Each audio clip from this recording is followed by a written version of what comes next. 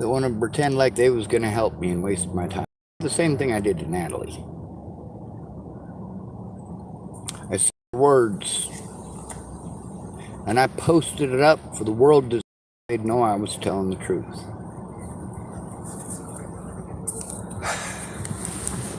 It's not that I wasn't trying to get help, it's that I was getting the mentally ill treatment. People were claiming they were gonna, but they never took the time to look at the evidence. When I went there in person, I didn't have all of the time or the money in the world to go wasting either. I didn't have all the time and the money in the world to go there and wait on you to get done playing fucking video games on your phone.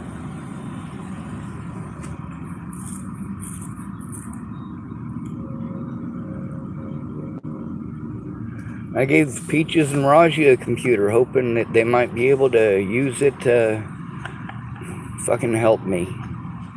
The computer didn't work, and of course, I got that from Sean Jeffson.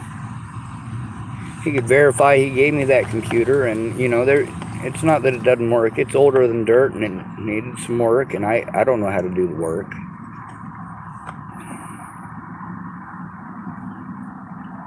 The messages between him and I show that he did give me that computer.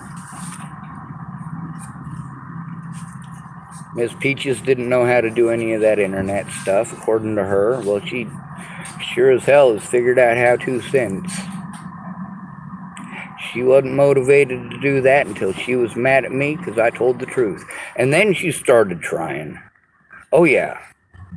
After I tell the truth, these people wasted my time. That my friends, yeah, sure, they took it seriously as long as it was not going to take away from their game time. And see, that thing that she was doing on her phone, I get it. I do. That's what she was doing before Natalie was killed too, except it wasn't playing a word puzzle game on her phone. And I remember it was a fucking word crossword game. But the games that she was playing, that when I'd gone to her about the situation with Natalie before and she was going to help me and she was going to listen, she hadn't even taken the time to listen. I had to schedule appointments to go over to meet her in person with my bag of evidence, all of these things that I was having to deal with, that I could show what was going on the internet. If I could sit down and hook up to their internet, and I absolutely could, I could show them what was going on.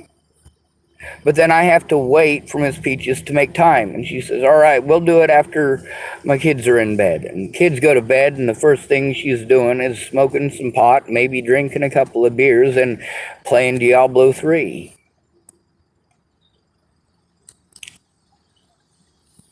She's not a bad person for needing downtime, but like, it was either her telling me that she was going to it, kind of like the situation with Shannon Alvarado. You know, as soon as her daughter was in bed, she was going to help me. But then Shannon Alvarado, she's fucking drunk. She's off in her own tangent in her own mind. For her, though, it's not video games. If Shannon wanted to play video games, she couldn't. Her daughter wouldn't let her. Her daughter is autistic, but not like me.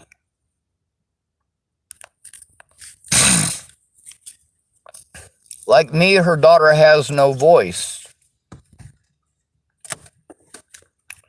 But unlike me, she can't speak either.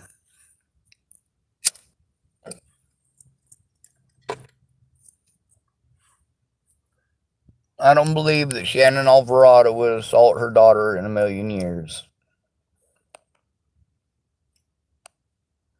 I can see Shannon Alvarado getting drunk some night on that wine, looking at how much time she has spent to help take care of her father and her daughter, and you know, she might snap and kill them both. But that doesn't mean that she's going to. Just because she might, just because it's a possibility. Well, look at the situation. Look at the things that these people said about me. these people who are angry at me now. Look at their character references from before Natalie was killed. Many of these people were involved in the situation. Directly involved in the situation. Directly involved in trying to get me from Virginia, 1,700 miles away from Natalie Marie Bollinger and her fucking sister. I did not want to be anywhere fucking near them.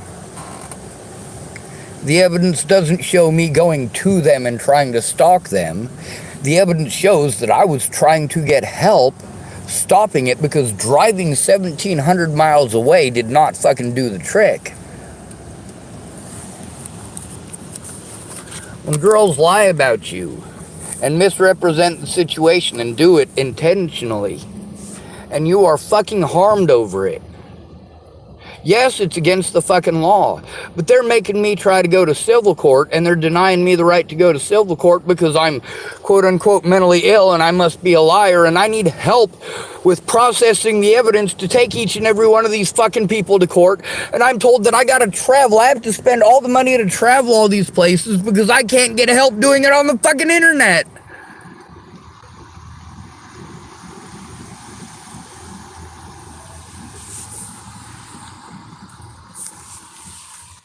People help me little bits and pieces at a time, and I feel like shit for asking them, and if I ask them more than once, they generally make me feel like I've already burdened them enough, so I shouldn't ask, and so I don't. I feel uncomfortable asking them at that point. The only reason I kept going back to Megan Misigatis, I mean, it's not just her telling me that it's not her job, and the cops telling me that it is her job. I mean, it took me 4 fucking months to get my fucking driver's license back with her help. I'd been without my disability income for over a year by that point, almost a year and a half. She was able to help me get my disability back. That was something that Jen Beebe was court ordered to fucking help me with. Their own court documents, but without a steady address and a steady mailing address. I can't depend on somebody like Brenda Dickinson to come forward and tell the truth if it takes too long for it to fucking get there. I can't depend on Brenda Dickinson to remember that the mail is even fucking there while I'm at her house. I can't depend on Brenda Dickinson when she says, well, I come over and I'll let you use my mailbox, and she'd been telling me that after Natalie died. Yes, she absolutely told me that was okay. Is she gonna come forward and speak about that? No, she never did. Her excuse is that I said horrible things about her on the internet. No, I didn't. I told the truth about you, Brenda Dickinson. You didn't keep your fucking word. You said that you loved me like a son. You thought of me as a son. You just pulled the same shit my mom did. You're making me do it myself, knowing that with the label of mentally ill that I was not capable of doing it myself, Brenda Dickinson. You knew that I needed assistance. You knew that I had a long history of being abused by the citizens of Chapel, Nebraska, especially my mother. You knew that all 4 of my mother's children had come to you in their youth, when they were children, when you were a mandated reporter. All of us came to you, including Rayanna Ingersoll. It wasn't just my family. Brenda Dickinson had a second-hand store called El Shaddai, just like, of course, Laura Nelson has one called Nettie's Treasures now, same town. Brenda Dickinson just wanted to help people, and she had the youth group. So, of course, we had a youth group for young people in town, and we'd go there, and you know what? Nearly all of us told Brenda Dickinson about the abuse that we're going through.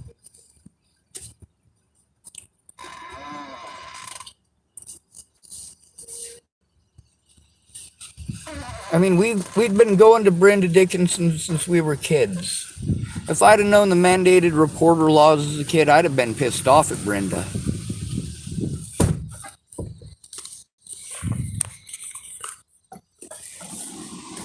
If I'd have known everyone was a mandated reporter when I was younger, when I was 15 to 18, interacting with Brenda Dickinson, who is my older brother's pot dealer.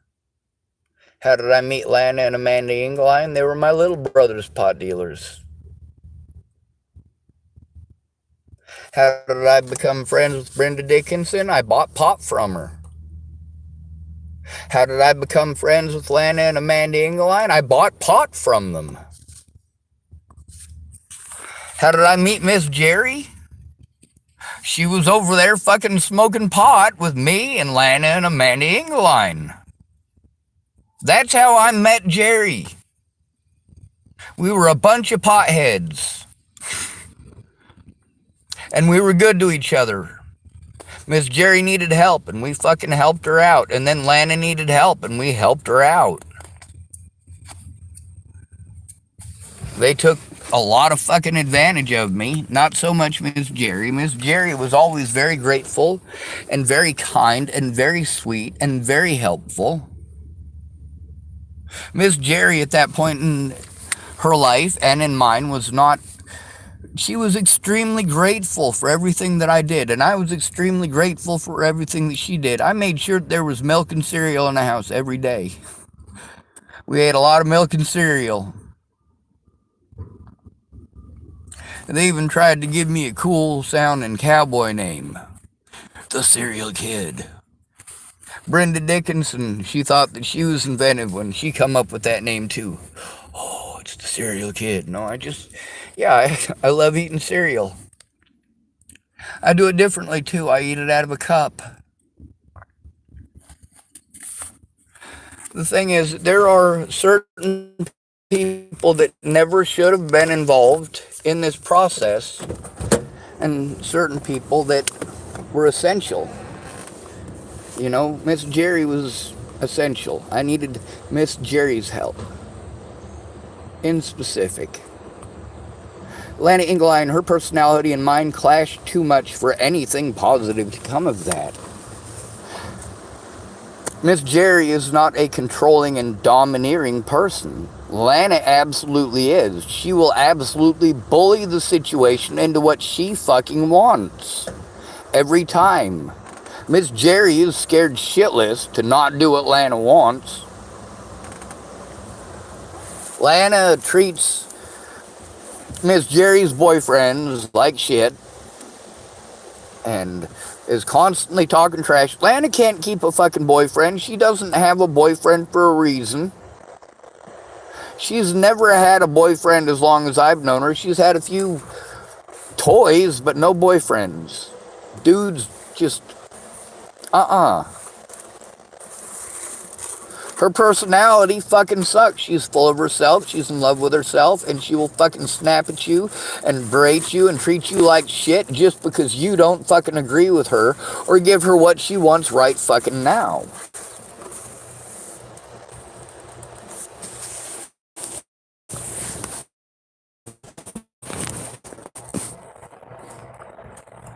It's pretty obvious by now that it's not that I didn't fucking try. It's obvious by now that it's not that I didn't make an effort. It's obvious by now that I started off being nice, but the more abuse that I took, and the more I was separated from my loved ones and my support network, the more fucked the situation got. Nobody's gonna fucking defend me in Chapel, Nebraska. Brenda Dickinson's gonna tweedle her fucking thumbs and talk about how wrong that is. Brenda Dickinson's not going to do fucking shit.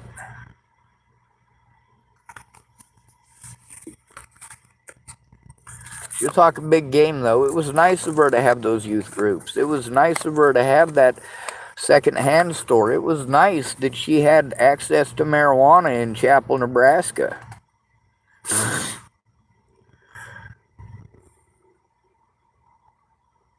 And of course, what did I do? Repeatedly, I quit smoking pot. When I lived with Brandon Jepson, I didn't smoke pot the whole time I was there. When I went to Virginia, I didn't smoke pot the whole time I was there. Was my stress in either one of those situations over not smoking pot? No. Neither one of them. My situation in Virginia, being without pot for 5 weeks was not the problem. Being dehydrated and stranded in Virginia with no money was the problem. No support network, no way to get the fuck out of there.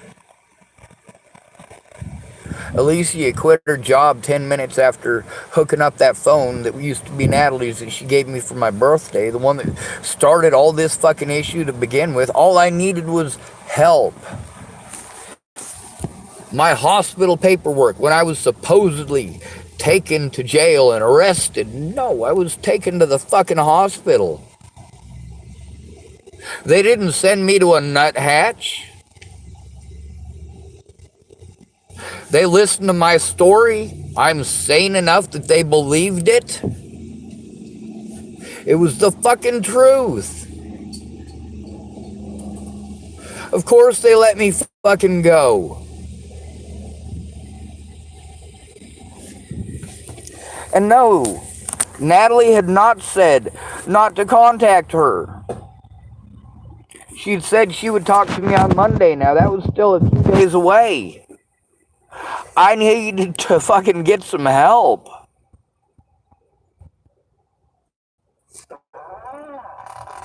I don't know how you guys want to have it in your heads, but as a homeless person, we kind of actually have to be afraid to go to the hospital, especially by ourselves. We have to be afraid that we'll be fucking treated like a junkie.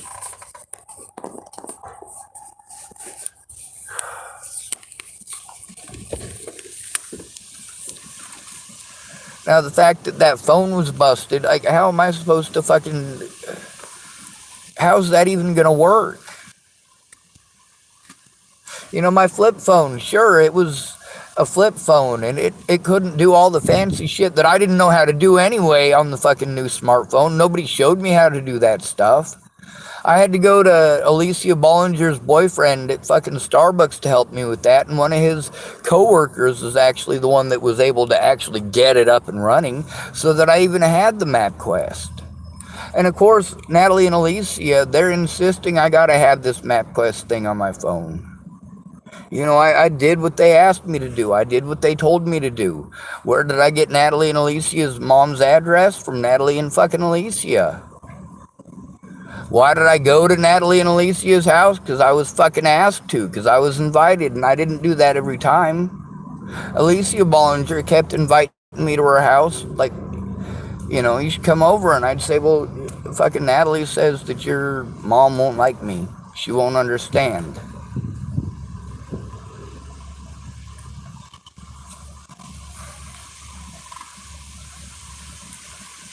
Like, her mom knew that I was there. When Natalie came with her Narcotics Anonymous group, her mom was there. Every time that I met with Natalie Marie Bollinger, every single time without fail, it was public and there were people with us. Every single time in Virginia. When am I going to have time to molest anyone?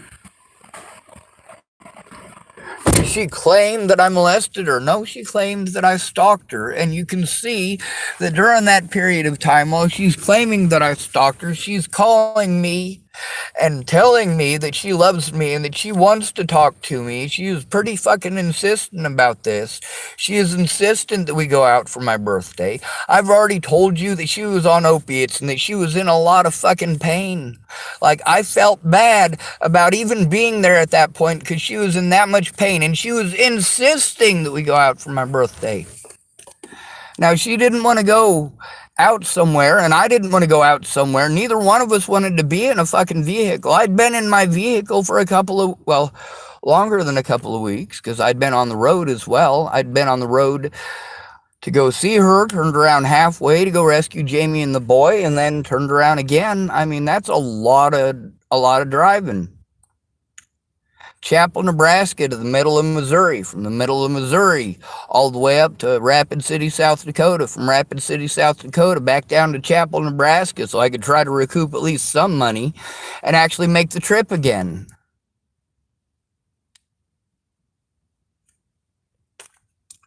So I was able to earn a little bit of money. I got it from Brenda Dickinson, and I, of course, had to pay some of that back to Dennis because she didn't want to admit to him that I'd been working at her house all fucking day. And he wanted to come in, and, you know, her argument is that, you know, some battles just aren't worth fighting. And she showed in that when in front of her, he fucking bullied me out of the $40 that she had just fucking paid me. She agreed to pay me $40 and fucking feed me. She also wanted to sit down and catch up with me afterwards, and we were going to sit down and play fucking video games together. Now, she played a different video game than me. She plays World of Warcraft, and I play War Thunder. They're completely different. But, you know, we can play our games and talk shit while we're doing it. But, of course, Dennis got home from work, like, right after I got done working. I just got to pull out my computer and sit down and relax and get ready for dinner. And he comes in and he's fucking pissed off at me about drinking all of his coffee. It's not his coffee. It's his wife's coffee. I earned that coffee. I earned that meal. And when he fucking bullied me out of that money in front of her, all she had to say, she could have spoken up. She asked me not to say nothing because some battles aren't worth fighting. But then, when her husband is bullying me out of the $40, out of my payment for doing that all day long with a fucked up back, he bullies me out of my money in front of him, in front of her, and she says nothing. Some battles aren't worth fighting, right? No, just some people are selfish. Way to allow that to happen, Brenda Dickinson.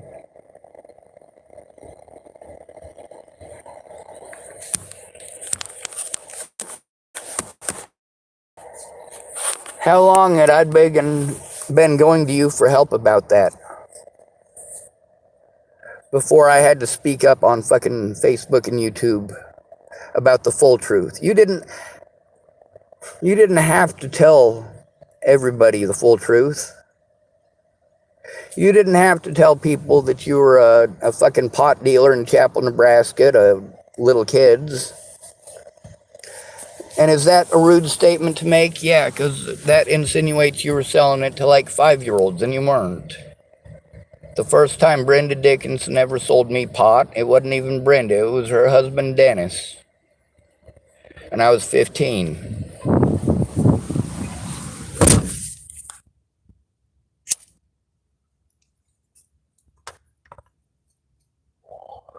How did I meet Jeff Baldridge? My older brother Eric was his pot dealer.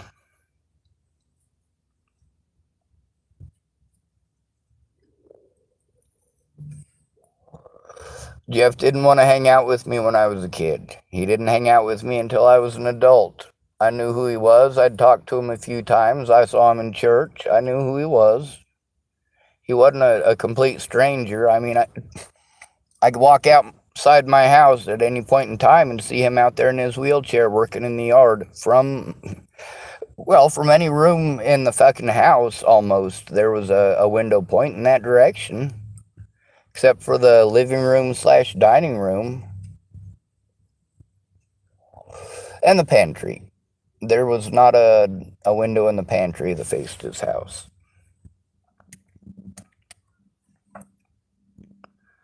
But see, even all growing up in Chapel, Nebraska, starting when I was 15 and moved there, you know, people took advantage of me and nobody cared. People took advantage of me and nobody cared. When my mom and my older brother took advantage of me and helped Doug Cowden out because my mom liked cocaine and Eric liked cocaine, and their plan was to Well, my mom wasn't in on the plan with the marijuana that went to Dennis and Brenda Dickinson, but my older brother and Doug Cowden were supposed to pay me back. It was supposed to be helping me to buy a car. It was supposed to be a 1964 Mustang, and it just needed some work, but it did run. My older brother could come forward about the fact that that story is true too. Is he gonna though? No, because he did wrong shit. My mom did wrong shit. Now, Brenda Dickinson, I didn't find out that they were the ones that the pot went to until I was living with Brenda and Dennis Dickinson over the argument I had with my mom when she was supposed to go out, talk to Doug, and get my fucking money back. And instead, she went out and did some cocaine with him that I fucking paid for, apparently. That money wasn't supposed to go to cocaine. That money wasn't supposed to go to pot. It was to go to a 1964 Mustang and a Fender Stratocaster. So my mom snorted my Stratocaster up her nose with Doug Cowden and had sex with him. That's right, and he's not the first child molester that my mom had sex with. Now, what was the result of that? Me going and living with Dennis and Brenda Dickinson. Them explaining to me that they were the ones that Doug Cowden got that brick of weed for. That he brought it over there and they were gonna fucking split it. And I'm like,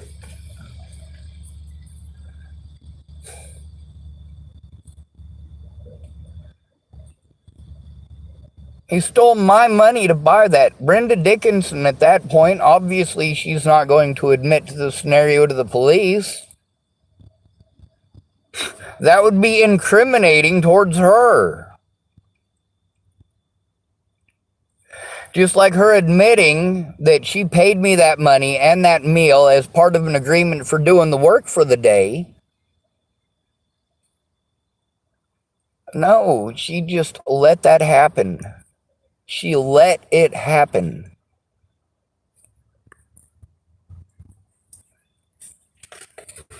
In front of her. But you know what? Then I got back on the road and I started going back there to go see Brett Roloff. And to go see Natalie Bollinger. And you know what? By that point I knew that I had $217, I think is what I had. And I was pretty sure that I'd be able to make it to Virginia on that. And I did. You know, when I first left to make the trip, I had like $460. But of course, there was work that needed to be done. And of course, you know, with my injuries, it's not easy to do those things. It's not easy for me to, when I am doing that work for Brenda Dickinson, it's going to take me 2 or 3 days of recovery time because of my injuries.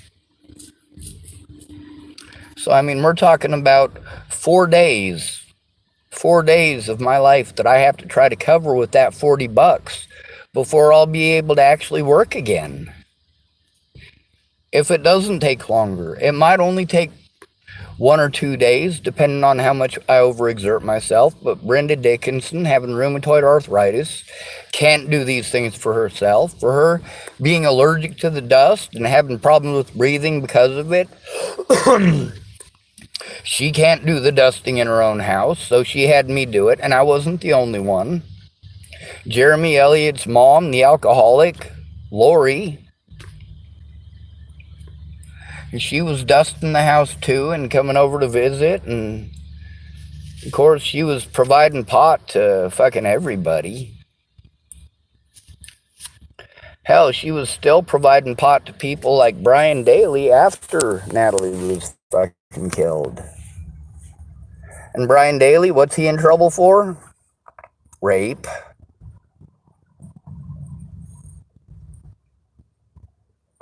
Ain't that crazy?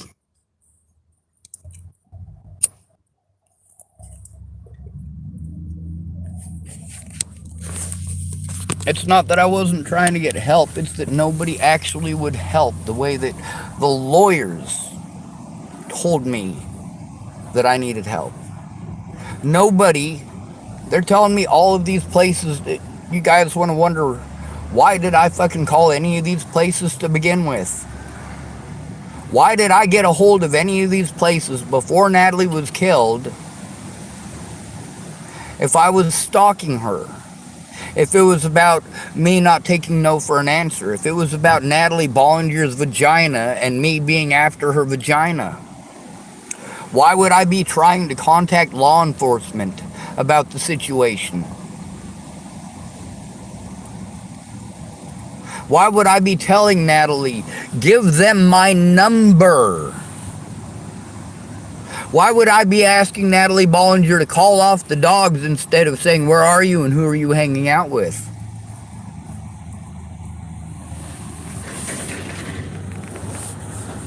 The thing is that I was going to get blown off by cops no matter what. They were going to treat it like it was not a big major deal.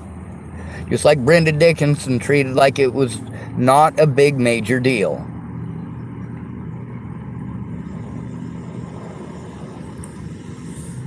But yeah, she was a pot salesman. She ran our kids group and she fucking sold pot to us after group.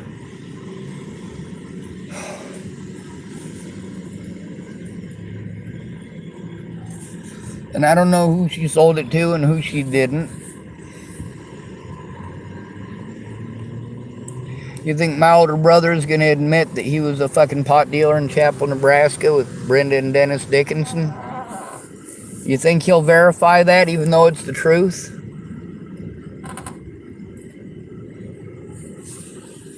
Shit, God told him I'll never be happy, apparently.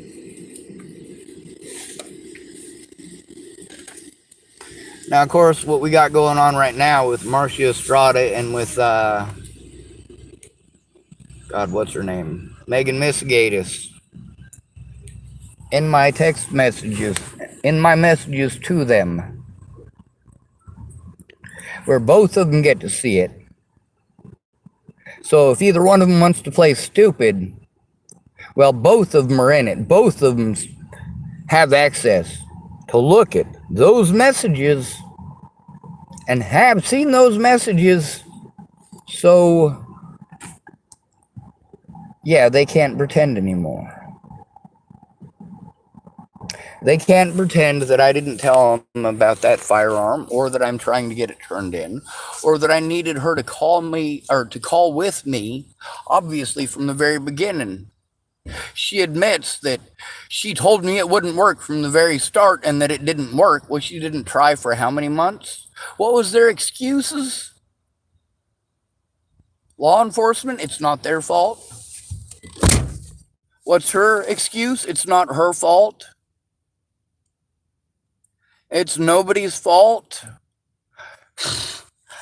You know what? The things that you did, your assumptions and the decisions that you made based on it, and the repercussions for others.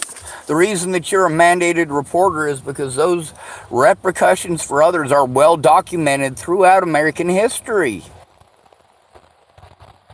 If it wasn't a problem, those laws wouldn't exist.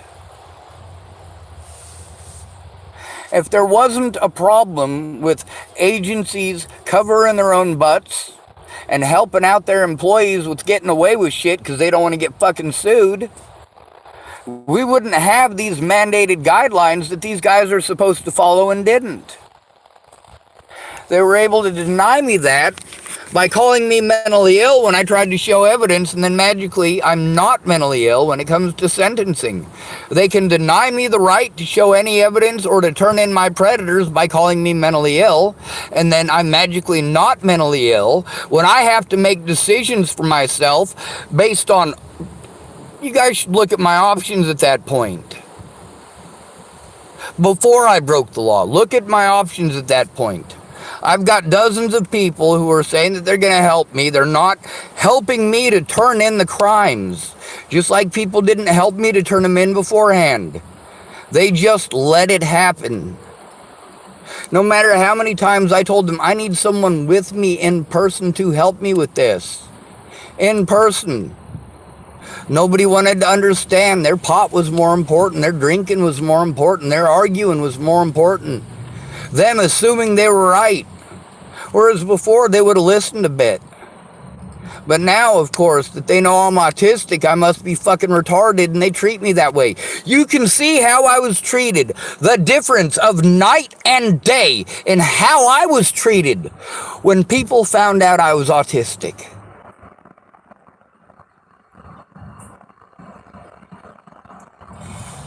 It went from, Sean, you're the smartest guy I know, to, I know better than you about a situation that I wasn't there for, Sean. I know better than you do because I heard a fucking rumor. I know better than you do because here's what the news said.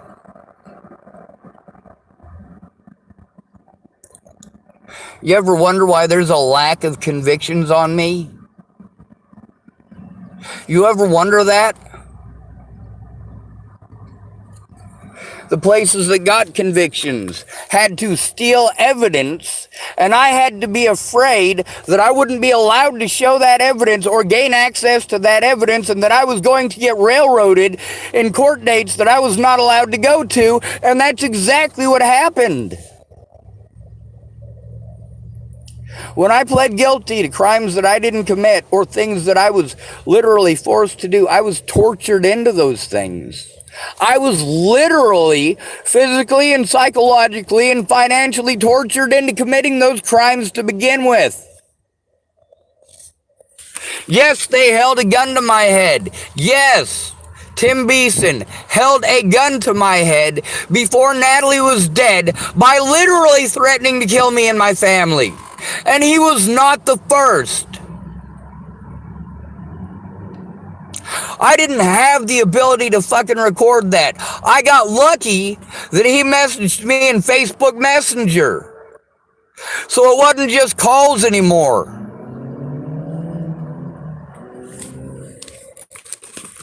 And then there's people who got lucky because they showed up and started talking to me while my recording stuff was completely full, or while I didn't have the ability to record it, where it would have been very, very conspicuous. Very conspicuous. If I'd stopped what I was doing and pulled out my recording stuff and did all of this stuff to start recording it, it'd have been pretty fucking obvious at that point. So then I'm like, all right, well, what do I need to do? What do I need to do in these scenarios? I need to get a hold of these people that I'm told to get a hold of. They tell me it's not their job. What do I do now? I go to my friends. They fucking ignore me for months on end, or tell me pretty fucking words. Meanwhile, there's still that gun out there. Let's hope that Marcia Estrada and Megan Misigatis do their job to fucking turn it in, because they are aware of it. And of course, I got to do the smart thing. I got to go through, and of course it shows Dan Favorite being an asshole too. Admitting the shit that happened between him and I, that he didn't go to the cops or even try.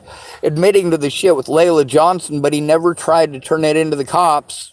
And then him treating me like shit because I told the truth about that situation. You know what? He's throwing situations that I told him about that were true, not just the Layla Johnson situation. These other situations, I also told the truth in, and I tried to show him that. And that he's being a jackass now, because he's pissed off I told the truth and showed the truth. Thank you for fucking admitting that shit, finally.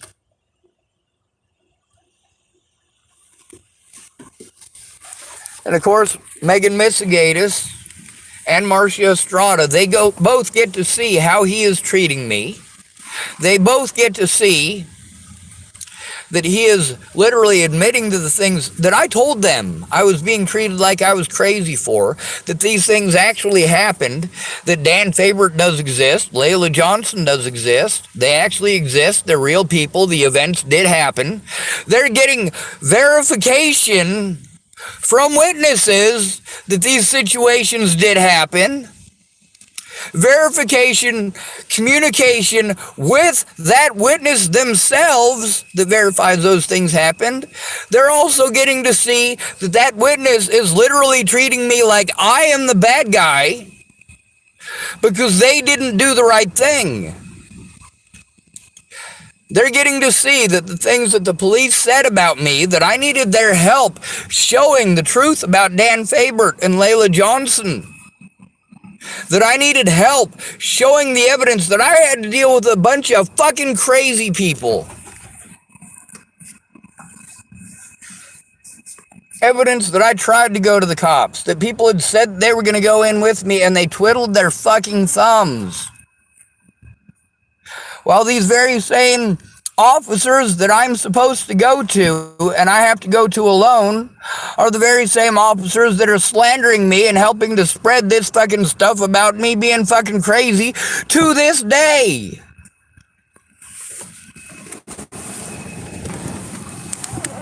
The great thing, and it's not great, but at the same time, unlike the rest of these situations, although in her murder investigation, these other things should have been investigated and these people should have been talked to, they said that they left no stone unturned, right? They said they had to investigate every lead, right? Did they investigate any of those fucking leads?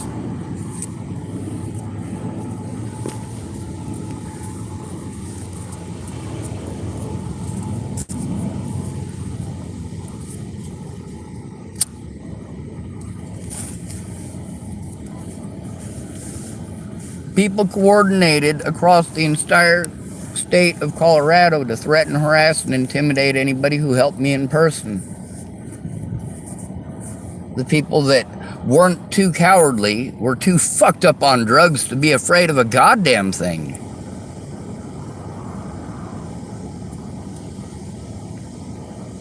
They were also too fucked up on drugs to even hear a thing I had to say. I mean, I got shouted at so much. I got shouted at Todd Ryan cases because I was crying. He had me crying in the fucking corner, curled up in a fucking ball. Screaming at me with fucking ketamine still hanging out underneath his fucking nostril. Screaming at his fucking girlfriend, and there ain't shit I can do because who am I going to go to? Where am I going to go? What safe environment do I have after those rumors have been spread all over the fucking news and I'm stuck in that area?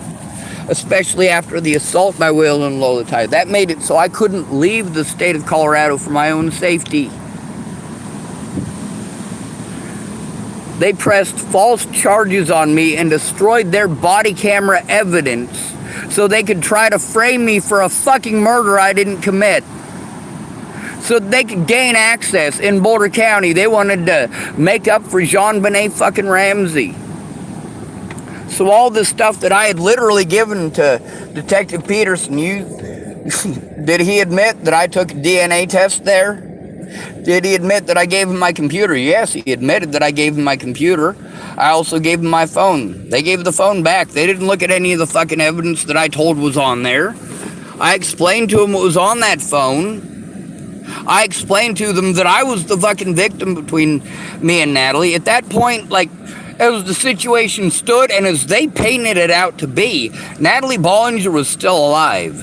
The body that they had, and obviously the conversation that he has, where he is recorded on YouTube in this other person's channel, you know, he's leaving all that shit out. He's being as vague as possible. He's calling me crazy.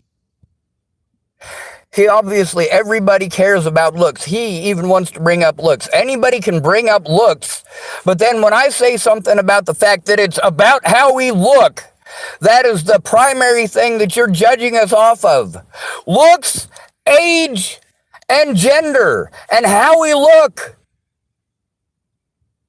And our opportunities in life. She had her whole life ahead of her, and I'm a nobody, huh? I look like a pedophile. I look like a sexual predator, so therefore I must be. She looks sweet and innocent. She could never be a drug dealer. She could never be a drug addict, could she?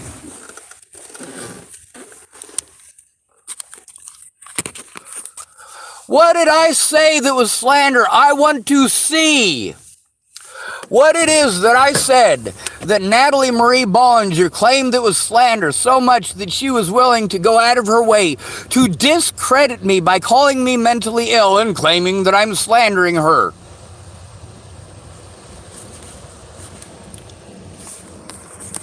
I copied and pasted it. Oh yeah, she could pretend that it's slander at that point, that I made it up, that I had manufactured what she had typed. But she can't make up the email itself. That email was from before the situation in Virginia. That email was when we were still friends. We didn't stop being friends until the 23rd of the 23rd of October of 2016. We stopped being friends 5 days. 5 days. After I had been gifted a telephone. Of course, it was a few days before my birthday that I was given that telephone as a gift. You know, it was 5 days from the last time that I ever saw Natalie Bollinger. The last time I saw her was on my birthday. 5 days later, I'm severely dehydrated. I haven't slept. I don't have money for fucking meth. I'm not sleeping because I am fucking stranded with no money and I am prone to being victimized. I can't defend myself physically. I can't defend myself financially. I can't do anything except sit there and go, holy shit, I am in a fucked situation and I can't even call people. I have no support in the local area and my fucking phone is busted as shit. I was able to kind of sort of get it working well enough to fucking call people. But you can tell that after I called somebody, the phone continued to call them multiple times. I needed help getting those phone records. I would have needed Alicia Bollinger's help getting my own phone records because they were in her name. She changed it into her name. My phone number that is verified that it was my phone number on that flip phone. It is verified that she changed over that phone number that was in my name over to a Cricket phone, which was in her name, and the bill was in her name. My phone number.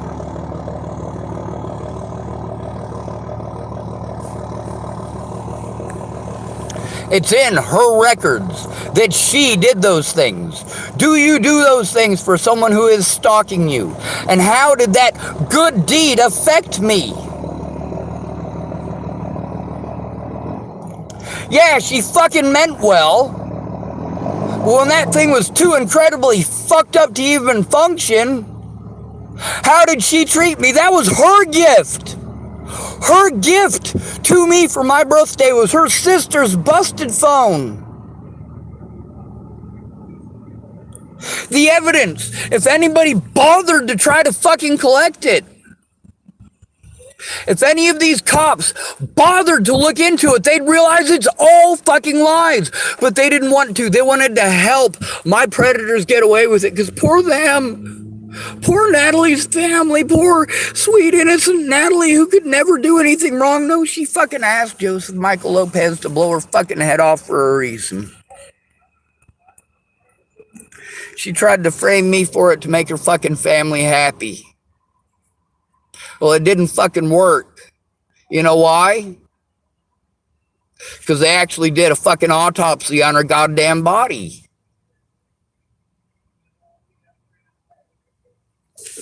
What did she say was slander? What, was she claiming that me getting busted in the middle of the road was slander? No, that wasn't slander. She verified that. Was me talking to the police there slander? No, she verified that. Her own words. But how do I get that shit from Virginia? She wanted to pretend shit. She's allowed to have court without me and talk about things in court without me even being allowed there. I don't know if she talked about it or if they just gave it to her. Usually when the other person doesn't show up to court, they just give it to her. I didn't even know I had a fucking court date. After that, every time that they did that to me, they incarcerated me to prevent me from going. Literally, the officers I was trying to turn in did this.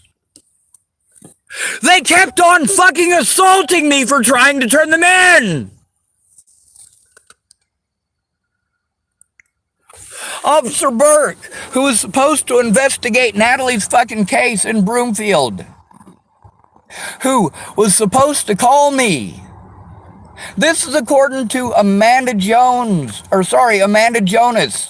of Longmont Police Department, who failed to inform me when I was sent to her to turn in the incident with her and her officers and the fucking situation at the hospital. She's the one who's supposed to investigate it. And I find out that she's one of the officers who was there. That's not fucking okay. She's one of those 4 officers. Then she tells me that Burke, the one who assaulted me in the fucking hospital for trying to still make a police report like they fucking promised, when he assaulted the fucking shit out of me, and I'm trying to turn him in for that incident as well, and I have to turn it into her. She's the one I was sent to turn it in. And then after she arrested me on fucking bullshit, things that I was literally forced to do, then she tells me, well, I told you needed to call the professional standards unit. Really? Really? Because I was sent to you. I was sent to you. Just like Dual County Sheriff's Department wanted to tell me I got to tell Nebraska State Patrol. I call Nebraska State Patrol. They tell me I got to call Dual County Sheriff's Office.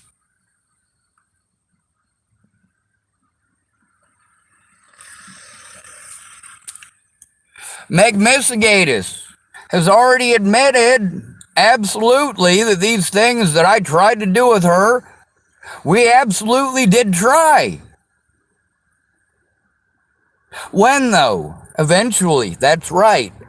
And no point in time did she take the situation with Dual County Sheriff serious enough to actually take fucking action instead of telling me what to do like I have the ability to fucking do it. I don't have any money to go there. Yes, I am fine with you helping me to move somewhere else that's not Chapel, Nebraska. That doesn't mean that I can just let this shit with courts go, because I will be victimized for the rest of my life by that.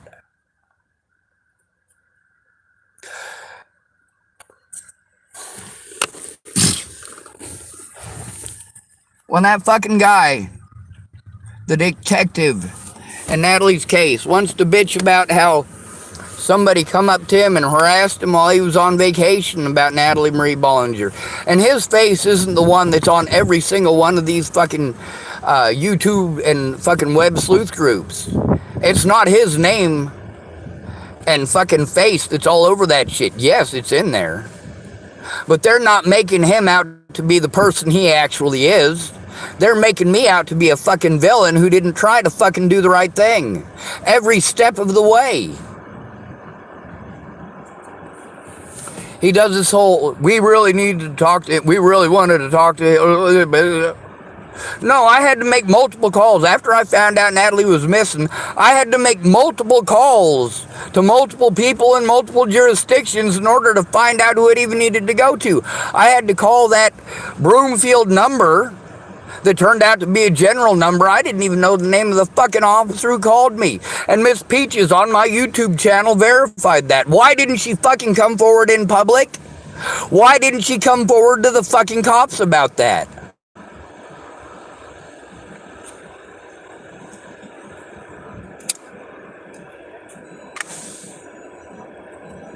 Yes, I recorded it.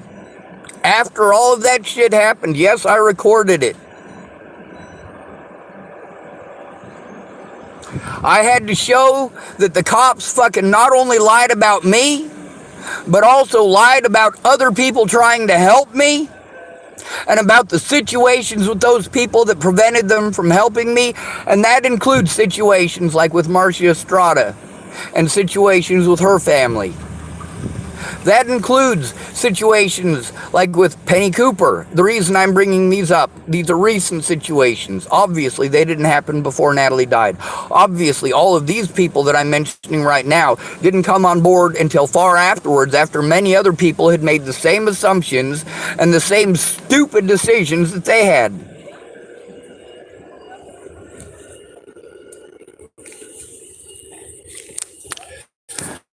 So I have to literally lead them to the evidence. Oh, Sean, I can't find it. That's why I'm trying to meet you in person. I tried to offer to go to Lincoln on multiple occasions so that I could meet with my autism advocate. If I don't call Marcia Estrada or don't call Meg Misigatis when I'm told that I need to call them by law enforcement, they get to pretend that I didn't try. And if you don't come forward right then and there, they get away with it. You fucking procrastinated, you wasted my fucking time, and now you're wanting to outright lie and backtrack. Now, if you're going to pretend that I'm schizophrenic for saying, even with irrefutable proof on my fucking YouTube, screenshots upon screenshots of these things, post it up so that you can see this shit for yourself, but you're not helping me turn that in, are you? And you get to see in my court paperwork that they ignore all of those crimes, don't they? They literally go out of their way to pretend like I am flipping out about nothing with irrefutable fucking evidence. And why is that? It's because by these people's own admissions, they did not try to go in with me in person, and they made zero effort to make a police report.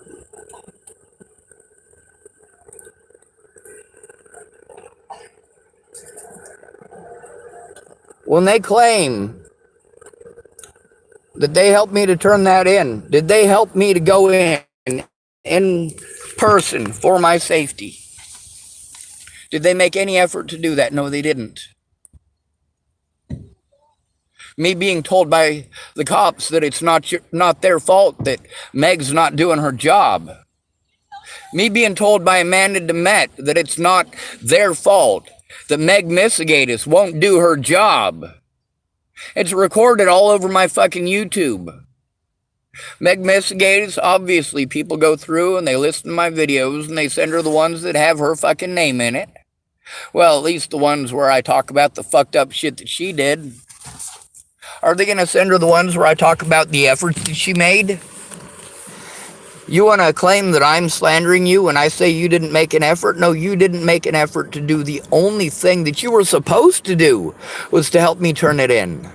That's the only thing I needed your actual help with, a safe environment so that I could turn this in if you weren't going to show up and help in person and help me. If you're not able to do the job of an advocate in the state of Nebraska, you need to drop the name, because my predators, Dual County Sheriff's Department, got away with pretending that I had an advocate and they hooked me up with an advocate and that my advocate was going to do all these things, and you didn't come forward in public about that, did you? I had to fucking record you and post it up, didn't I? No, you didn't fucking come forward.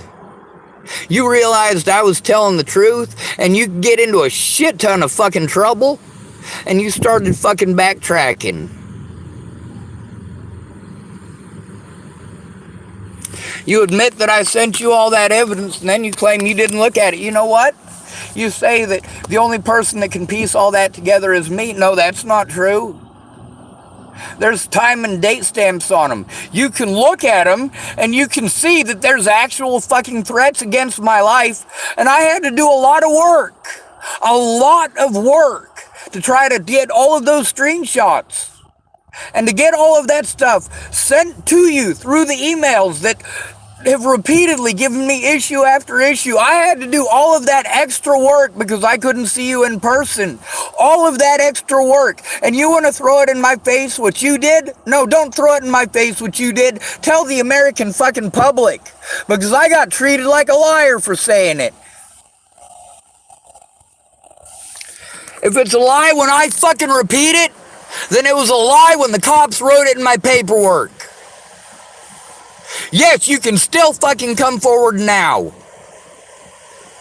It will help to get a fucking mistrial, Megan Misigatis. But for right now, we got to make sure that an illegal firearm doesn't get into the hands of somebody who's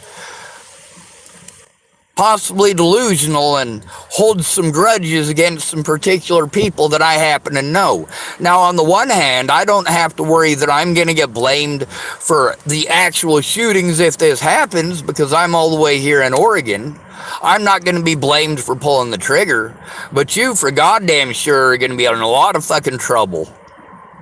Now, the fact that the people that he wants to fucking shoot, or possibly could potentially go shoot, are people who are my predators, people who have illegally done things to me that are not right, people who have assisted my predators in getting away with crimes, and this guy doesn't like these people, and now he could potentially, now thank goodness he doesn't know it's there,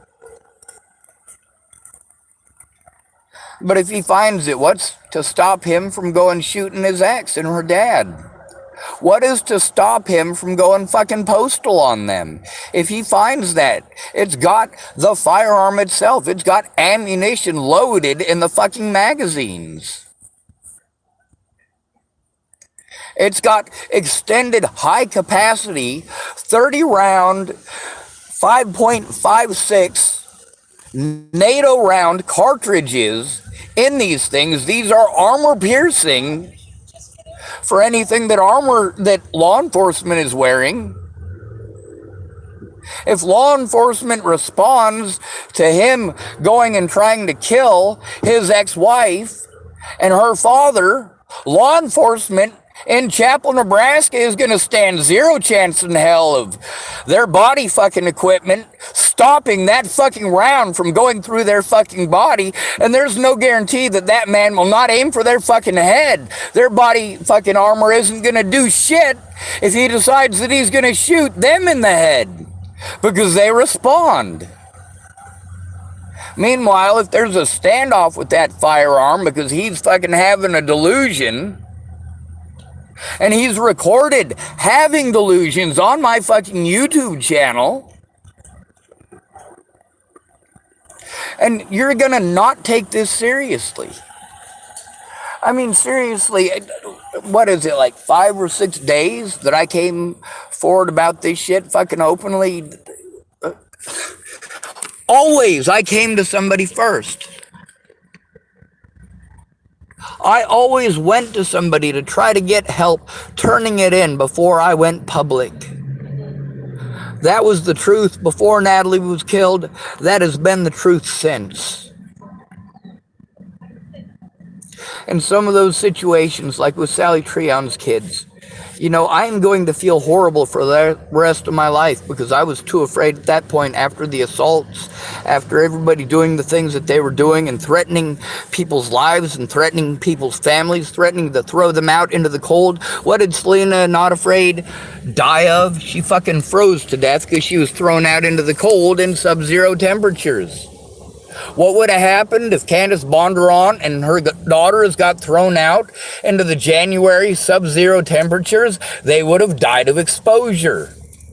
That's right. Her landlord literally would have attempted to kill her and her daughters for trying to help me. And I'm the bad guy for speaking up about that. I'm the bad guy for cursing at her because I am being abused for saying that. That I am still being abused over that. That if she doesn't come forward about those things that happened at her house, but then she never did she? No, she went out of her way to play victim. And that, my friends, is why you need to record everything. When someone says they're going to help you, that doesn't mean that they're gonna. If you are an at-risk adult, you need to record it. Maybe somebody will help you. Probably not, but maybe. There are situations like with Amanda DeMette. She did show up to help me. That was her specific intent and purpose. And what she said about the situation and her reasons actual reasons for not being able to help me. Well, they entirely contradict what it is that police officers have been claiming. They're going out of their way to ignore those YouTube videos and that evidence on Facebook, just like my supposed friends, just like my supposed family. These people are claiming that they tried to help, and they didn't. What did my mom try to help me with as far as that goes? Nothing. No, she wanted to play victim.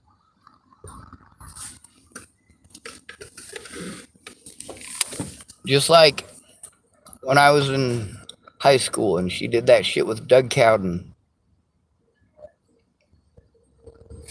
Yeah, she did a lot of fucked up shit. And then she wanted to pretend like I would hurt her. You can ask my mom, how many times have I hit you? You can ask my mom, how many times have I ever even made any attempt to physically assault you?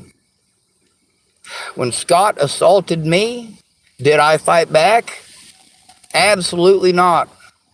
When Michael and Drake assaulted me, did I fight back? Absolutely, as minimalistically as possible, because they were going to seriously injure me.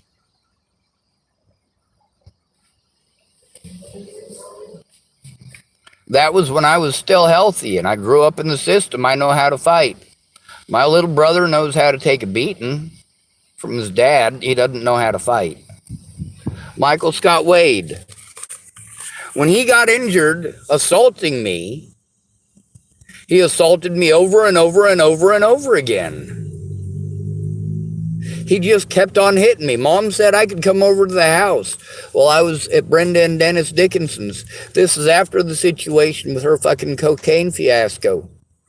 I was allowed to go over to the house to get my things, but my mom wasn't there. Scott was. And Scott wasn't having it. He didn't care that my mom had already instructed him to let me get my things. I walked through the house. He was fucking yelling at me. He didn't tell me to leave, but he was fucking yelling at me. I got to the bottom of the stairs to walk up the stairs to go get my stuff, and Michael Scott Wade starts punching me in the back of the head and fucking yelling at me, and I walked to the kitchen. He fucking was still punching me, and I was trying to go to the back door. Of course, he fucking got me pushed and shoved into the fucking pantry. I lifted him up above my head. Yeah, I didn't always have a fucking weak back. And Scott is fucking scrawny. Okay, this guy, if you can't pick him up, a 9-year-old might be able to pick up Scott. I mean, he's fucking tiny. He's scrawny as shit too. He's a wee runt of a man. He told me to let him go, so I let him go. He landed on his knee and fucked it up and told everybody he fucked it up at a basketball tournament. Yeah, it hurt his manhood. Just like seeing his fucking skibbies face up when the pastor come in.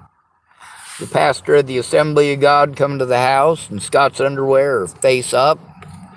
Turd stain up. It's probably got about 4 or 5 inches worth of shit stain on it. He said, Sean, you need to pick up your underwear. It's on the top of a massive pile of fucking dirty laundry, mind you. At this point, I've been washing my laundry for the entire time that I've been there. I wash with Dawn dishwashing detergent because it doesn't make me break out in a rash. I wash my own clothes. They don't go in the fucking pile. But he says to me, Sean, you need to pick up your underwear. I said, Scott, I don't wear underwear, and neither does Eric. Them are yours. Again, hurt his fucking pride. Oh, people don't fucking like that. Well, don't fucking blame me for that shit. Don't blame me for your fuck-ups. Don't. Don't assault me because your wife, when she was supposed to go get money back that was stolen from me by my older brother and Doug Cowden through immoral means, don't pretend that because your wife went out there and fucking snorted that shit and had sex with that fucking child molester that I'm a bad person. No, Scott, not okay. Just like when you tried to pretend, like when you were using your credit card to call those fucking 900 lines, that it must have been me doing it. No, you fucking pervert. You were on the road, you were lonely, and you were wanting to jack off. Don't pull your Christian bullshit with me. I'm more Christ-like than you are. So let's see. Do Marcia Estrada or Megan Messigatis make any efforts whatsoever, even with it being obviously in a text messaging string where it is obviously able to be verified by somebody else? That's right, you thought it was private and between you and me, and I recorded it. Now you know it's not private and between you and me. Let's see if you do the right fucking thing this time. All these other people who wanted to say something when it was just between you and me. No, I told you all. There's nothing between just you and me. Don't tell me anything you wouldn't tell the police. Afterwards, when you want to play victim, that's literally the only stuff you were willing to tell the police, isn't it? That's right. Is there proof of that? Absolutely, your own fucking words. I have hundreds of notifications of people complaining about privacy violations on my YouTube for videos that are still there. These people find out that video is up, and they go out of their way to try to destroy the evidence. If the things they said were true, why would they be trying to destroy evidence? Why would they be going out of their way to destroy the fact that they did, in fact, say those things? Also, I haven't gotten a notification. Something about these men. If you'll notice, when these women got busted lying, they're primarily the ones that went out of their way to destroy evidence. The men, for the majority, is the ones that they had coming at me. The ones that they had making the most threats, but it was a lot of women too.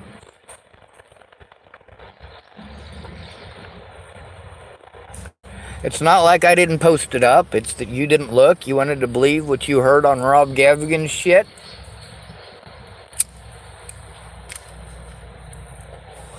You wanted to believe anything that was said, but there's no evidence of this shit.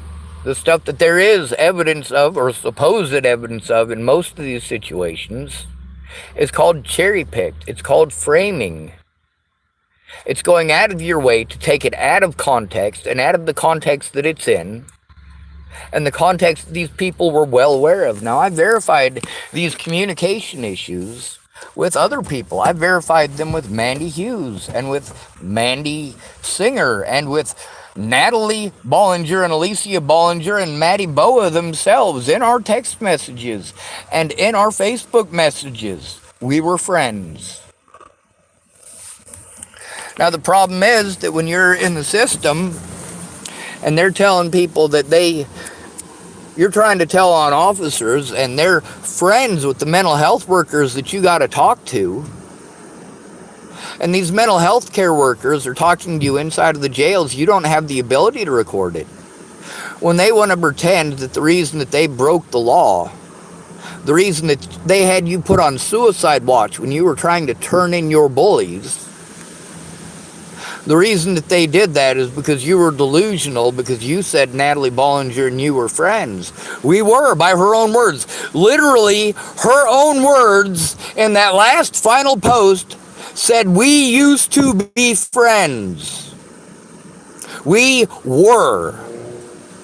Not as in are.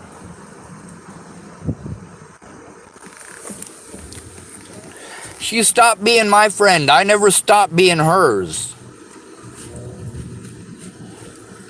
Her going back to her predators and that becoming such a scary situation. These are literally the predators in her life that she was needing to get away from, that she was going all the way to Virginia to get away from.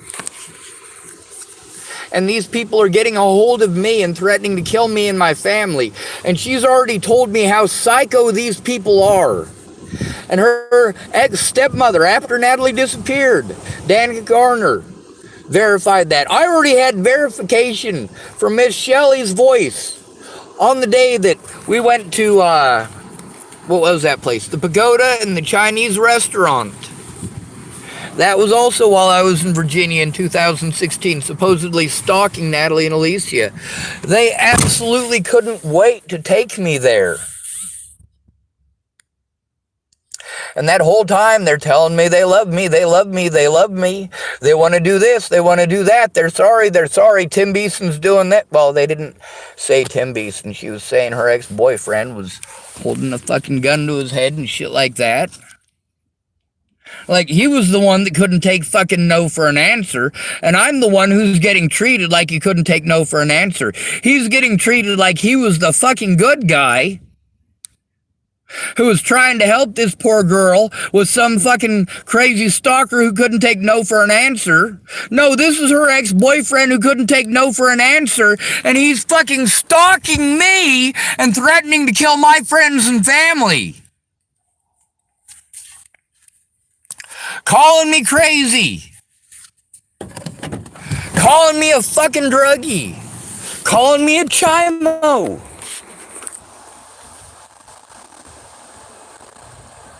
Natalie Marie Bollinger's very own words show that's not the case. Her very own sister can verify that me and Natalie Marie Bollinger literally never, ever had a single moment where it was just her and I, where I would have even had the opportunity to do so the entire time I was in Virginia. There was always Alicia Bollinger or her mother present. Every single time. Rose M. Kelly, did you see me molest Alicia Bollinger or Natalie Bollinger?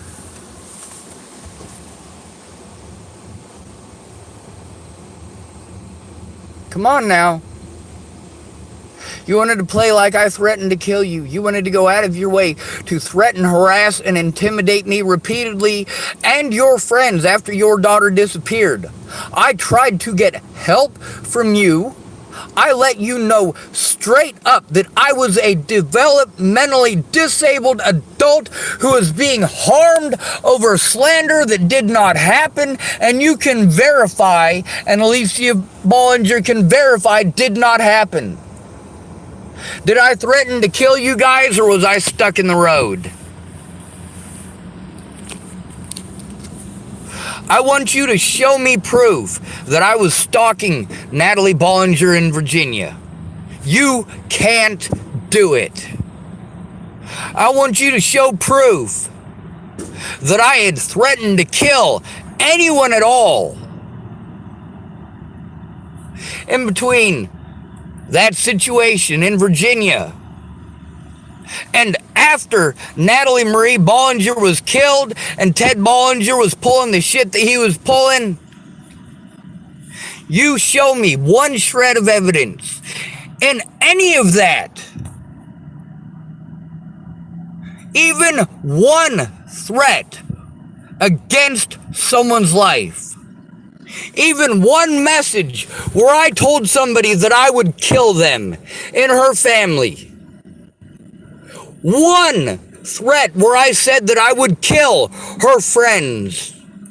Even one. Even one.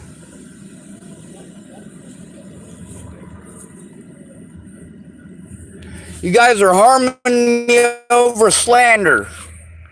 I proved it was slander. But you won't listen to my side because I'm not pretty. I don't matter. I must be an autistic retard. Isn't that right? Miss Peaches, isn't that right? You must know better than I do. Isn't that right, Dan Favorite? You must know better than I do. Oh, you guys are showing I told the truth, and you showed that I told truth about the situations that you were a part of. and that you were aware, that you did have prior knowledge of those situations. And in many cases, that you had victimized me for telling the truth about your friends. Just like Polly Olson victimized me for telling the truth about her friends. I was going to her because I needed her to tell the truth about situations that did happen. I got those verifications. They're recorded. I gotta fucking dig through that shit and find it. Meanwhile, I'm pretty sure since all of that stuff in between when I was assaulted by Robert Warnick and when I was fucking arrested, all of that stuff was in the same file, and that file has 2 recordings in it. So the couple of times that I was able to talk to Sean Holloway, that was in the DMV in Chapel, where you go to pay your auto insurance and stuff like that. And you get your driver's license plates and stuff like that. It is the DMV, sort of, but they have to have a driver's license examiner come in to do the driver's license thing, but the rest of it you can do whenever it's in Chapel.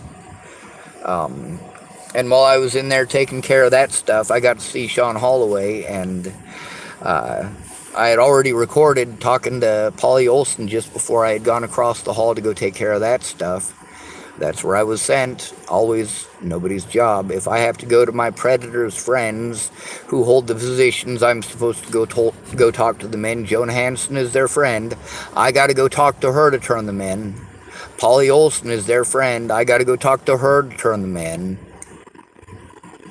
I got to go to the county treasurers about this, and come on now. But those people can verify that I had a conversation with Sean Holloway before I was arrested in that office. There were multiple witnesses in that office who worked there, but they're friends with Sean Holloway. Are they going to admit that those conversations took place? No, we have to rely on my recordings. And we also have to try to get their body cam recordings, because their body cam recordings showed they intentionally misled the situation. Showed that they lied to me on multiple occasions. Showed that they kept on changing their mind about what's legal. Showed that they went out of their way to rub it in my face that I didn't have access to the evidence that Robert Franklin Warnick had fucking assaulted me because my computer screen was broken. Meanwhile, with 0 evidence whatsoever of stalking against Robert Franklin Warnick, they put me in fucking jail and prison. They helped out William Barr. I told you. His in-laws, the Martindales, I told those stories. You didn't want to fucking listen. I told you he was an internet investigator, according to him. I told you that he used to be a former Denver deputy. I told you that he was in the military.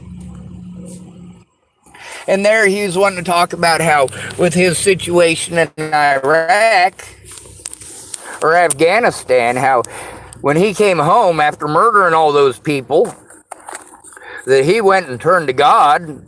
I didn't go to him because I needed help from fucking God. It's because William Barr knew shit about the situation, both before and afterwards. Yes, I went to him for help. And he claimed that he was an internet investigator. And, you know, people wanted to say that I was making this shit up. No, you can't make this shit up. I suppose you could. But then again, even though I was called delusional for saying these things, now they're verified by his very own words. Yes, I told the truth. I absolutely told the truth. I absolutely did go to these people. I absolutely did go to professionals. I absolutely did go to my friends. I absolutely did go to friends of mine who were professionals. I knew Brent Jepson since he was 9 years old. 8 years old.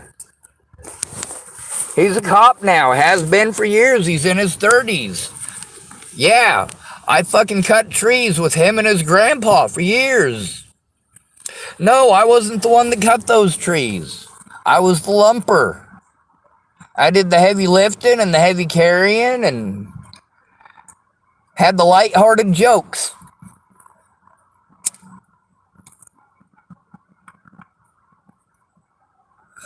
Some of them that Dana Jepson, from the rumors that I heard, Dana Jepson repeated something that I had learned in the system. When people are getting fucking snarky with you and treating you like shit, it's construction talk. Of course it's not fucking appropriate. And of course he shouldn't be typing that shit to an underage fucking kid.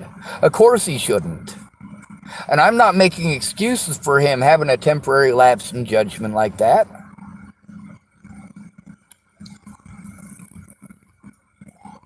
What was he originally charged with, though? Sexual misconduct. What was my little brother charged with?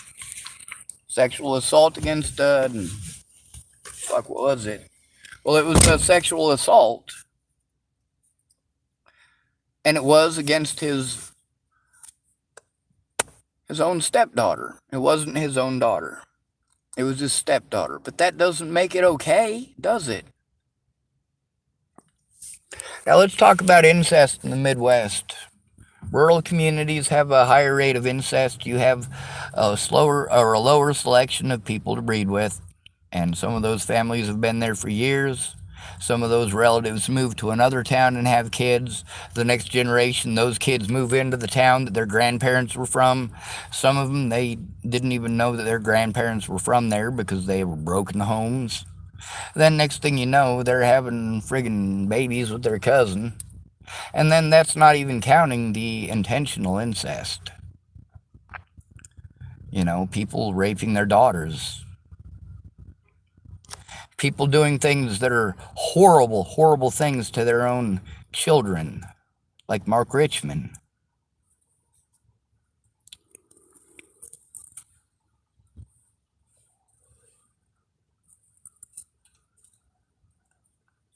Now, unlike many of these other predators, where these women helped these predators to get away, or where they had to backtrack because they had lied to try to manipulate people, these people actually pursued it and put it in fucking court. If I was a child molester or a rapist, you would think that by now, at least one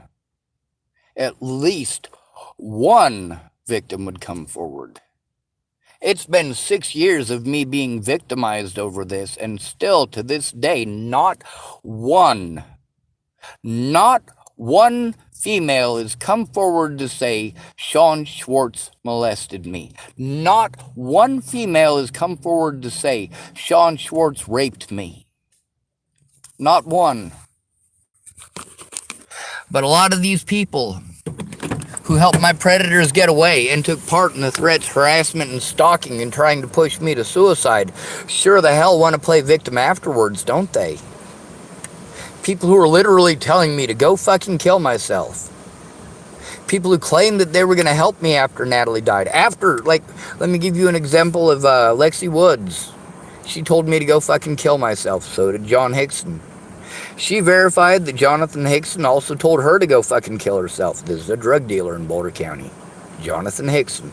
Goes by Maverick. Before Natalie died, yeah, she told me to go fucking kill myself. After Natalie died, you know, I was explaining to her about all the people who had fucking treated me like shit and tried to push me to suicide. And she's like, yeah, Jonathan Hickson did the same to me. I'm like, you did the same to me. You and Jonathan Hickson both told me to go fucking kill myself. Of course, she's not going to admit to that, which is why it's good I saved it in screenshots. I've got thousands of these things showing that I tried to get help, showing how I was treated. Lexi Woods, again, also lots of proof that she's an alcoholic. There's a lot of stuff that I got wrong, and it's because it's such a complicated situation. When I tell you it was Sarah Nelson, and I mean Laura Nelson, I'm not doing that intentionally. It's a complicated situation with a lot of people. When I say Tom Nelson instead of David Nelson, well, I haven't really confused those too much, have I?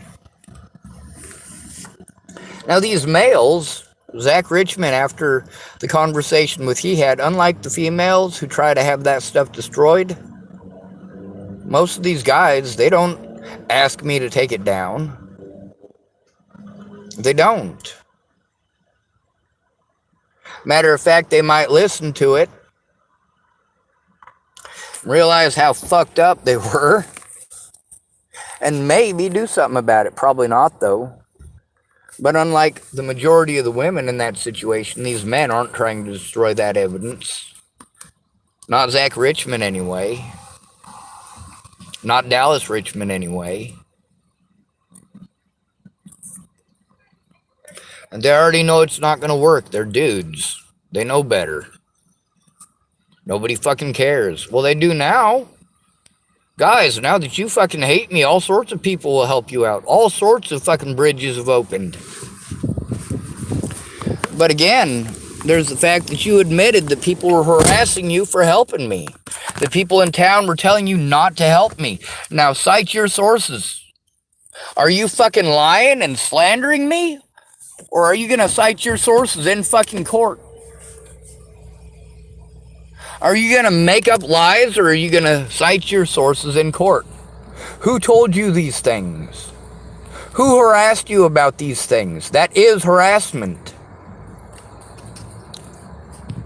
Why is it that he never took a look? Why did Dallas never take a look? Because of his fucking depression? Because people were fucking harassing him for even having me there, like I told you?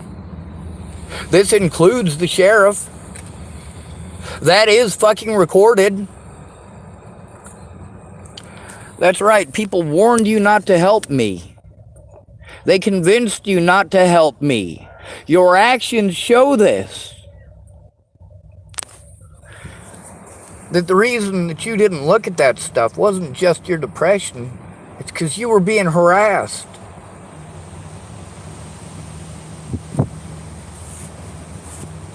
In all of this, my predators from the Bollingers forward have done everything they can to try to bury my evidence under a whole bunch of bullshit, to try to play fucking victim, to try to pretend that I made these things up, to pretend that I made these people up, people that they have met and spoken with. And they pretend I'm schizophrenic for saying these things in court. No, they're not allowed to do that. You guys telling me that they're allowed? No, they're not. It's fucking felonious. What Randon Roland did was felonious. What Joan Hansen did was felonious. By the way, I was able to find one of the things where I had recorded with Joan Hansen. I don't know if it was the actual phone call or not. I think it was. And I posted it up. I didn't listen to the thing because, honestly, I was trying to post up as much as I possibly could that I had spoken about yesterday, and I had 8% battery to do it with. So, I mean, I would have stopped and listened to it and found out if that was right before or right after the call with Joan Hansen, but I think it has the call with Joan Hansen in it, or the conversation with Joan Hansen in it. I'm not certain, though. When I went in and recorded her, I recorded it on my clandestine audio recording device. The second time I did. The first time I recorded it on my phone. So depending on the situation, it'll tell you whether it was when I went in the first time and was talking to her, or the second time I was talking to her, because prior to those two situations, I was repeatedly referred to Polly Olson. I was repeatedly referred to Sheriff Scott DaCosta. Polly Olson had told me that I need to go to the Nebraska Attorney General's office, and later on, she's actually the one that told me that I needed to go down to the clerk of the court's office. And she kept on telling me she doesn't work with the courts anymore. Well, I didn't care if she worked with the courts anymore. She did know details of the situation with Natalie and could verify, at least in part, my story. She could verify that in 2016, in December, that she saw me over in Aurora flying a sign, and that she had given me a donut. That's not a simple thing to fucking remember, is it? She did remember it, and she did verify it, but did she verify it to the public, or did I have to record it and post it? Now, one of those times that Joan Hansen told me to turn it in, I did it the way that she told me to, and it didn't work. The second time she told me to do it, she told me to do it a different route. And obviously, with me already having turned in Scott DaCosta, already having to turn in Scott DaCosta to himself, and other people to himself, obviously I'm there to get more fucking paperwork to try it again because nothing came of it. Nobody called me. Being forced to turn that shit into the Dual County fucking sheriff. With her knowing I was trying to turn in the Dual County sheriff. And her telling me, and this is how she played it off. Her words were, oh, well, that usually goes to the sheriff. Okay, and that's after she told me that I needed to go to the sheriff, that he's the one who fucking delivers this stuff. And I said, who do I turn it into? She said, oh, well, it usually goes to the sheriff. Oh, well, it usually goes to the sheriff. Oh, well, it usually goes to the sheriff. No, she didn't repeat it like that, but I wanted to pretend like I was a broken record and make sure that I said it enough times and repeated it enough times that if you try to pretend that I never said it, it's recorded that I said it to you repeatedly.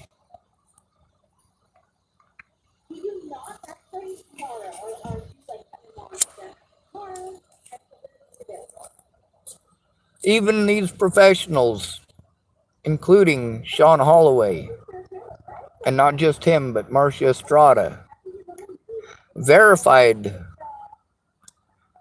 the reasons that I told you that people wouldn't do these things. Both Marcia Estrada and Sean Holloway, on video, recorded, verify the exact reasons why I need an advocate. They verify those things. They verify that I was trying. I mean, all right, you look at the situation with Marcia Estrada. When did I record that thing with Marcia Estrada? That was our second or third visit after I got out of prison, or at a jail. Because I saw her 3 times, I think, while I was in the jail. In the jail, I couldn't record it, so it's her word versus mine. Outside of the jail, well, I hold the upper hand because I recorded it.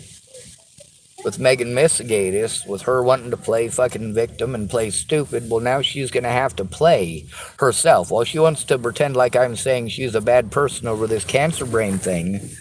You know, now she's going to have to play real heavy on that and say, it's not my fault, I've got cancer. Just like Brenda Dickinson did months and months and months and months and months after the fact.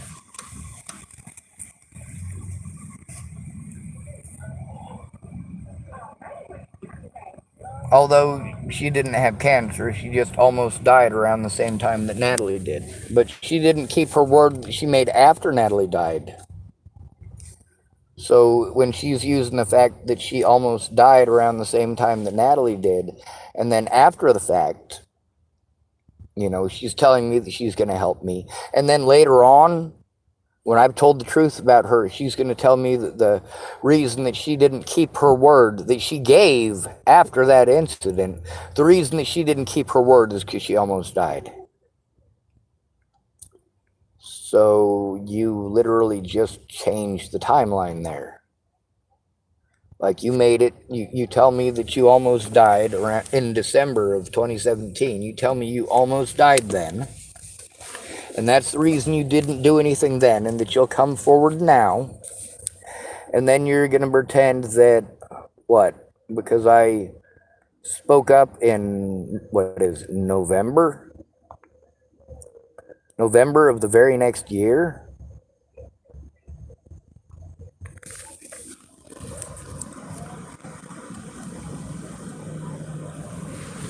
November of the very next year, I recorded you. You didn't like it. It verified I told the truth, that I did go to you, that you did blow me off. Just like everyone else, this is how a disabled male in this country, especially when he is homeless, is treated. Without a family, this is my reality. Without a guardian, this is my reality. James is not going to be a guardian in the capacity of turning in my predators.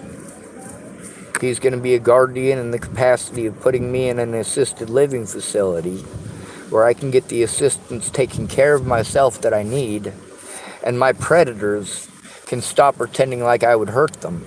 If I'm in an assisted living facility or a prison where people know where I'm at 24 hours a day, 7 days a week, 365 days a year, if somebody kills Leslie Snell, they're not going to waste time looking at me. If somebody kills Danica Garner or Rochelle Shelley Campbell, they're not going to bother looking at me. If somebody kills Lexi Woods, they're not going to bother looking at me. They're going to know I didn't fucking do it, and they're going to leave my sister and my niece alone.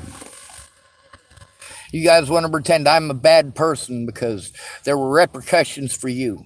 I told you that there would be. I told you that these people existed. I tried to tell you before Natalie died, and you treated me like I was crazy. And then after Natalie died, you're telling me these people are doing these things to you.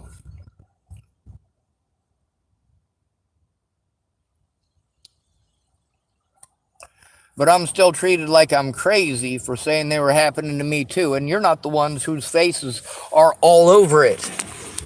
You're not the ones accused of doing these things. You're not the ones accused of being murderers and child molesters and rapists and fucking stalkers. You're not the ones who are forced into homelessness. You're not the ones who had all their friends scattered to the four winds, but they all want to tell you about their problems. They will still want to pretend to be your friend because when nobody else will fucking listen to them, they can bitch at you. You didn't lift a finger to fucking help me if you didn't write a police report. If you didn't document that shit. And if you didn't go in with me to turn it in. Safety in numbers. How many of you went in with me to turn it in? Molly Smith tried. That wasn't in the state of Colorado, though. That was over the crimes committed by the Dual County Sheriff and his deputies. And Molly Smith went in with me. She didn't know much about the situation.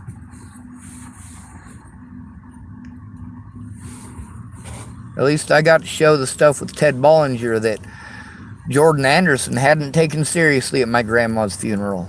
See, they didn't do their jobs. They procrastinated. And they made every excuse. They wouldn't have been able to do those things if I had had a guardian present or an advocate. These people who I was told were supposed to be my advocates. Like Kara Heller was supposed to advocate for me. She was supposed to help me with these things. Tamara did help me with those things. She just didn't follow through to the end.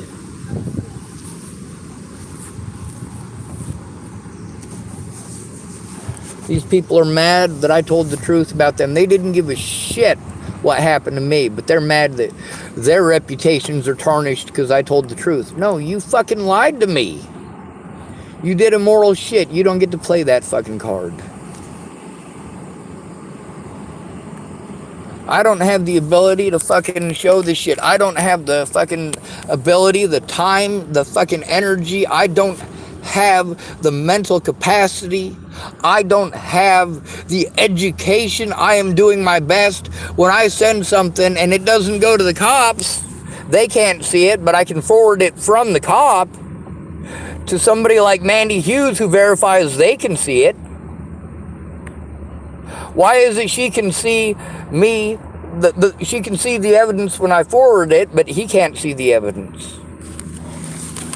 Yeah, I kept on putting people into that, people who said that they would help, just to verify. Did I send that? Can you see it? If there's an issue and it's not working, I don't have the ability to troubleshoot it. I'm trying.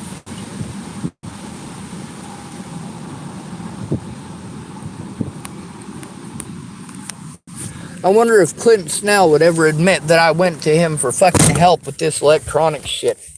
Or that he said he has to go to his kids for this stuff. What his daughter, sorry, not his daughter, what his wife did is immoral as fuck. What he helped her to do is immoral as fuck. They helped to threaten, harass, and intimidate an innocent man to help her get away with crimes that she actually fucking committed. In the court paperwork that came across her desk and that she put her stamp of approval on with her signature, it shows the things that she claimed were false. The things that she claimed in a protection order that I wasn't even allowed to go to. Are you not seeing a pattern here? I'm not allowed to go. I'm incarcerated to prevent me from going. They either use things that I had to do out of desperation or things that literally never happened, and they had to keep on dropping the charges. When I literally had to break the law to turn them in, to show what was going on, and tear through town the way that I did, it's because I was trying to turn that shit into the sheriff, and people just want to call up the sheriff and say, that guy's crazy, he's doing crazy shit. I shouldn't fucking have to. I went to all of you for help. Anybody could take a look at this evidence. Anybody could try instead of passing judgment.